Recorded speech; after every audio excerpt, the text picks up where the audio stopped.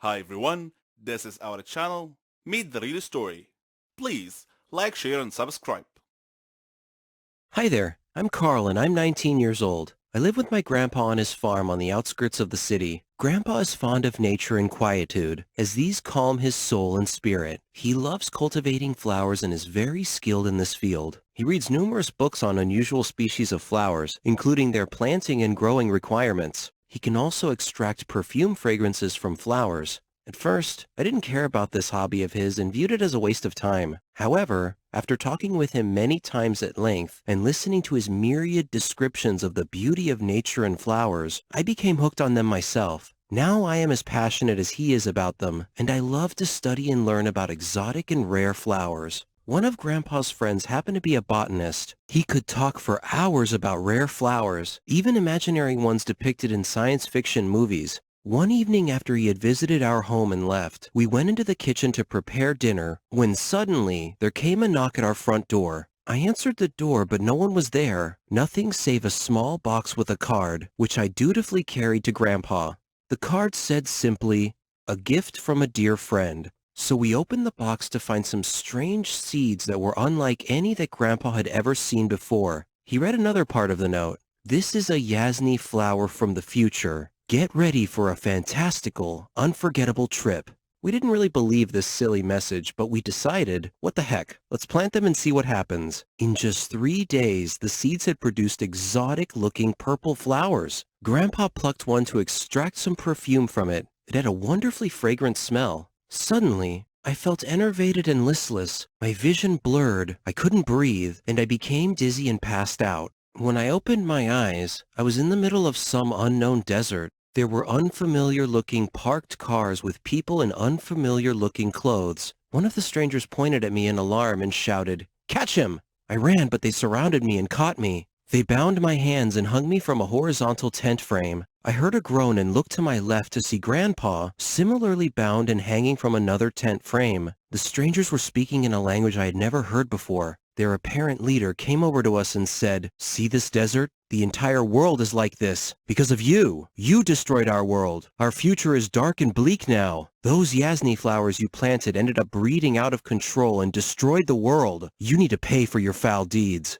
Suddenly, I heard a gunshot. Someone had shot Grandpa in the chest. He was bleeding profusely and appeared to be unconscious or dead. I couldn't tell which. I screamed, and then the shooter came towards me with hatred blazing in his eyes. He stopped and placed his gun barrel to my forehead. I screamed, "No!" and closed my eyes tightly. After a pause and hearing no shot, I opened my eyes to find myself lying on the floor beside Grandpa, the plucked flower lying between us. I woke him up and told him about my dream and found that he had had the exact same dream. He called his botanist friend and described the seeds, the flower, and its fragrance to him. The botanist said the unknown flower sounded similar to one that grew high in the Swiss Alps. It was illegal to import because it was known to induce hallucinations and cause other unpredictable reactions in people. To this day, we have no idea who the dear friend was that sent us these unusual, hallucinogenic flowers. We figure it must have been someone's idea of a practical joke. Or were these Yasni flowers indeed sent to us from the future?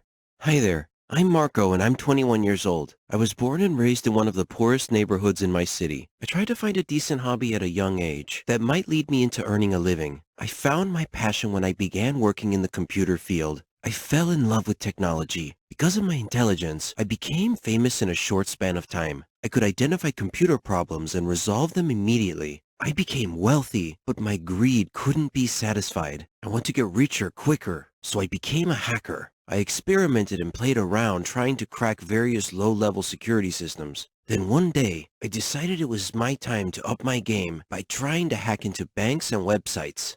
My first challenge in my new career was to hack into my local bank. Banks have strong computer security systems, but I was able to breach their security protocols and breach their security defenses. I honed my skills and developed a hacking program that could hack any website without leaving a trace of evidence. I hacked into the bank's funds and transferred a huge amount of money to my account. In the morning, the news announced that the bank had been hacked by an unknown person. There were no leads in this case. I wanted to boast to people that I was the hacker who had cracked that bank, but I was too smart to do that.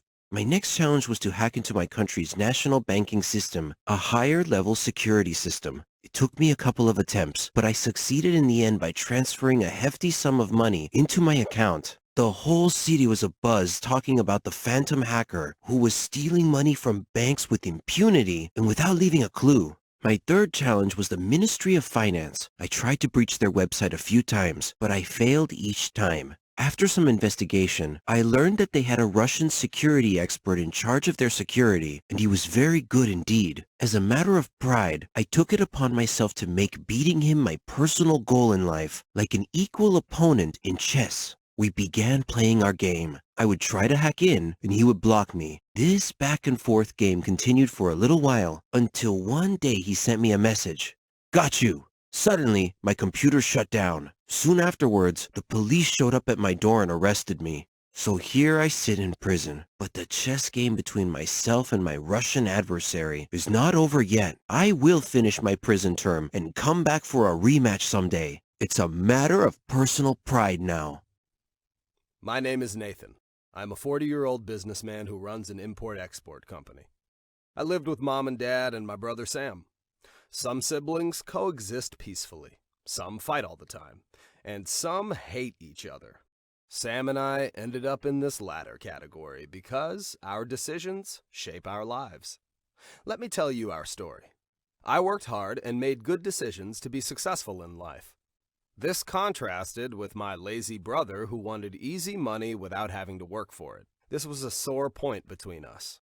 We fought all the time, and the situation was exacerbated by Dad's unexpected death by heart attack. Sam and I took over Dad's business and became partners.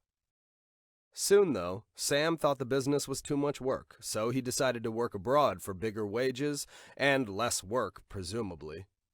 I begged him to work locally and stay close to the family, but he couldn't be persuaded.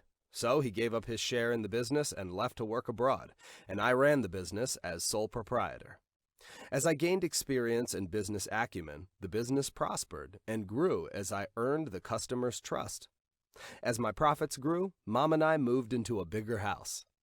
Mom wanted me to get married and have kids, and I wanted to make her wish come true. So I found a beautiful girl and married her. She was a blessing to us. When she became pregnant, Mom was ecstatic. We learned that it would be a baby boy, so we chose a name for him, John. As her pregnancy progressed from trimester to trimester, the strain on her body was obvious, but finally, the baby was born, and Mom and I were thrilled to see her only grandchild and my only child, respectively, growing up day by day. I wanted to teach him everything, and I wanted him to be brave. Our lives were content, peaceful, and fulfilled. At one point, I decided to grow the company by opening up some more stores. It was a challenging project, but was necessary to remain competitive with our rivals. Our wealth and good fortune continued to grow, and I bought a new villa for us. Mom, wife, and son. One evening shortly after that, we invited friends over to celebrate moving into our new villa. As we were celebrating, friends were wishing us the best. John was playing and running around everywhere and being a little naughty at times, and everything was going smoothly. Then suddenly, the lights went out for a couple of minutes, and then came back on. This was unusual, but not wanting to worry the guests, I told them that it was a normal glitch that happened once in a while. Still, as a precaution, I called for all the children to gather around me. All were present, except for John. We searched everywhere for him, but couldn't find him. We were all worried about what had happened to him. Then, one of my friends shouted that there was a phone call for me. When I took the phone, a voice on the other end said, "Don't worry about your little prince. He's okay, and he'll stay that way as long as you send us $100,000. Otherwise..." Then the caller hung up. My friends tried to calm me down, but I was frantic with worry. Who would want to kidnap my son? If I gave them the money, what assurance did I have that they would return my son? Then I got angry. They needed to be punished for this heinous deed. So I called a friend who was a police officer and asked him for help. He said he could put a small tracking device in the money bag so they could track my movements and hopefully catch these kidnapped for ransom thugs. While it was a neat plan, it was also extremely dangerous if the kidnappers were to find out and escape from our trap. After a couple of days, the thugs called and told me where to meet them with the money. It was a location in the northern part of the country, a forest with dense trees and tall grass, a place that would be easy to escape into and hide. So I got the money, put it in the car, and drove to the agreed-upon meeting place. When I reached the location, a car was there waiting. I parked close to it and exited the car with the money bag in hand. The driver of the other car stepped out. It was Sam. Sam? I thought you were working abroad, I said. I was, but the work was too hard, so I quit and came back, Sam replied. How can you kidnap and ransom your own nephew, I asked. Sam laughed and said, You misunderstand. I've just returned to take my share of the money. What money are you talking about, I asked. Sam sneered. The money you took from me in running Dad's business. I tried to connect the dots. I said, Sam, you were half owner of the business, but then you gave up your ownership to go work abroad. You haven't done anything to earn any money from the business. Sam kept sneering. I want my share of the profits. Shut up, give me the money, and you'll get your son back. I gave him the money, he released John, and John ran into my arms crying. I asked John if Sam had hurt him, but he said no. After Sam took possession of the money, the police revealed themselves and moved in to surround us. Using a megaphone, they commanded him to surrender, but he ran into the woods instead. The policemen closed in and pursued him, but they lost him in the woods. He had escaped. I returned home with John, and my wife hugged him and cried tears of joy that he had been returned safe and unharmed. Mom asked me who did this. I hesitated. Should I tell her the truth? I decided to do so. She was horrified.